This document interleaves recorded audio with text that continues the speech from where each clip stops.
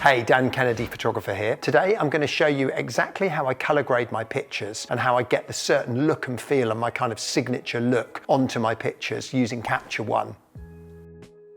Welcome, good to have you here. Thought I'd show you a bit about color grading. I get asked about color grading all the time, and grading, I guess, is a word from the film industry, really.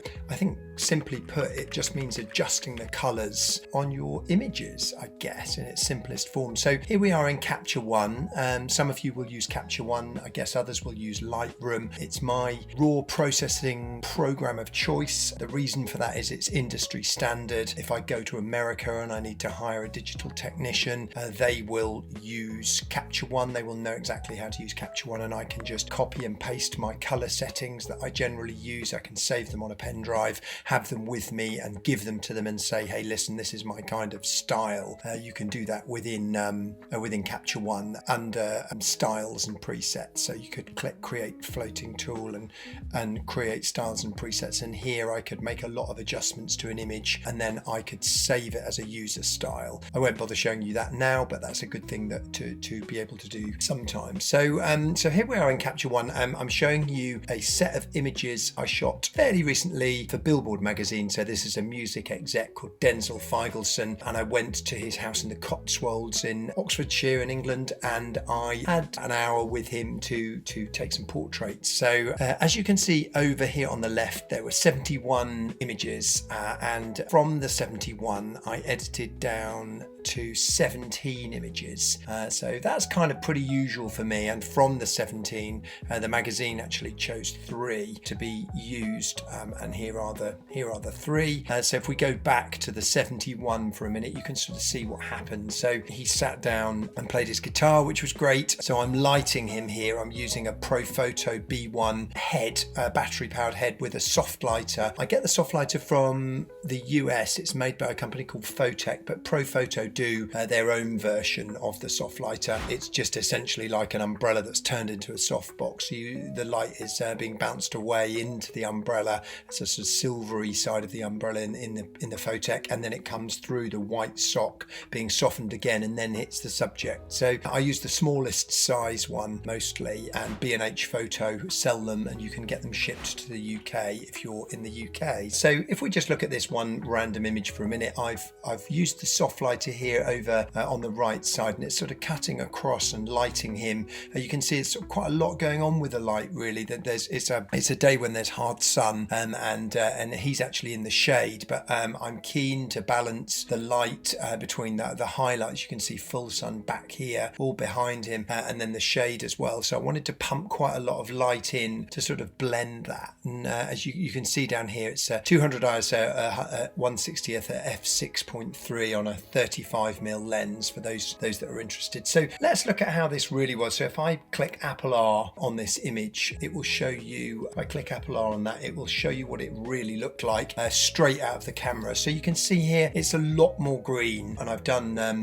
quite a lot of work to the image to make it the colors that I want. So let's go in and have a look at that and see exactly what I did. Let's turn him back for a minute, and you can see here how he was. So if I come over here to this panel here, you can see some of the things that I generally do. So if we click Apple R again, you can see that I've added a little bit of blue into the highlights. I've also taken the contrast down a lot.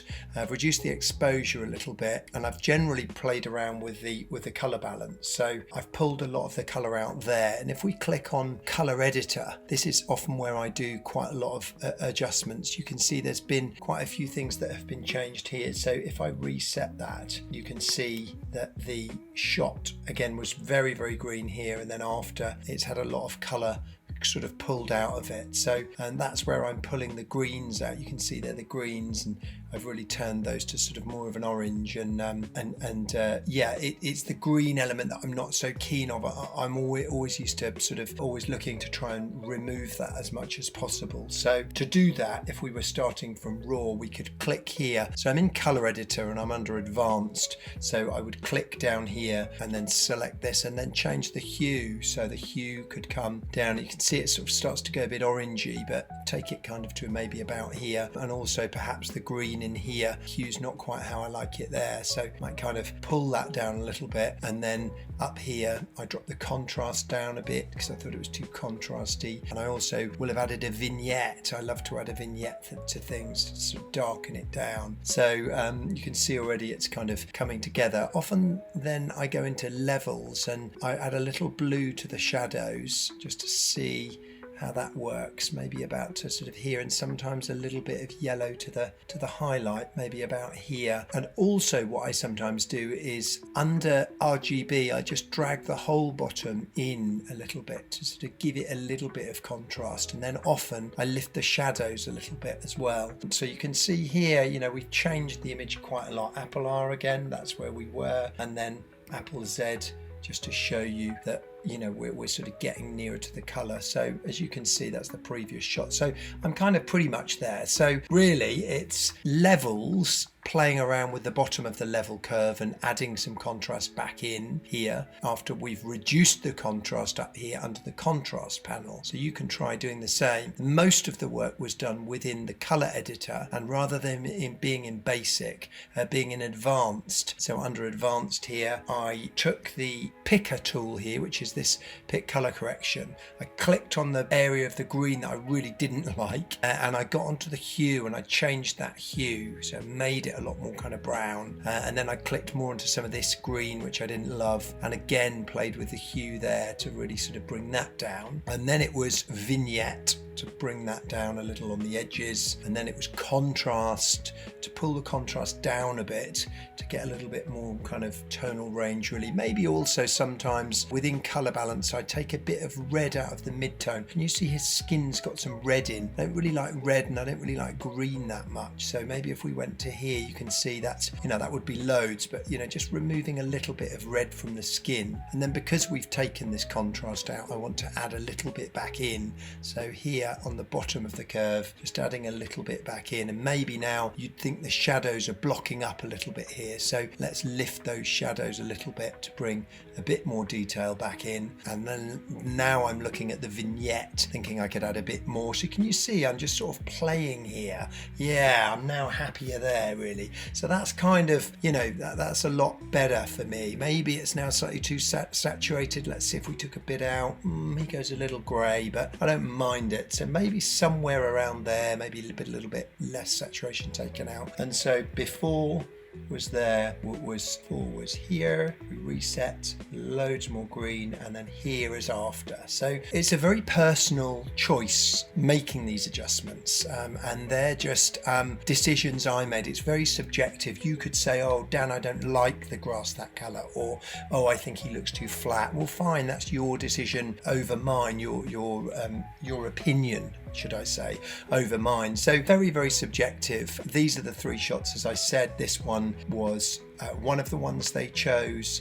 Here's another one. If we look at that quickly, I did similar things. That looks pretty kind of standard. As you can see, I've got a real problem with grass. I hate this bright greenness, and also you can see the power of the vignette here to really sort of draw the eye into him, and I don't mind it blocking up a bit over here. That's not too much of a problem for me. I did actually ask the retoucher to keep some of that detail in, and in fact, most importantly here, if you look over here, you can see that this file type is called .eip. So what that is that's sort of like a squashed version of the raw file, which I will then send to the retoucher. When the retoucher opens this up, she'll see these adjustments I've made, but she'll be able to pull detail back out. So she'll be able to go in and pull all this detail back out over here on the house on the right if I want it, if I'm instructing her to pull it back in. So EIP is a very good way to be able to send pictures to the retoucher. This shot here, not so much happened really, just a little bit of saturation was taken out, I think, and the edges darkened. So yeah, and some blue added in the shadows. So I hope that's of interest to you.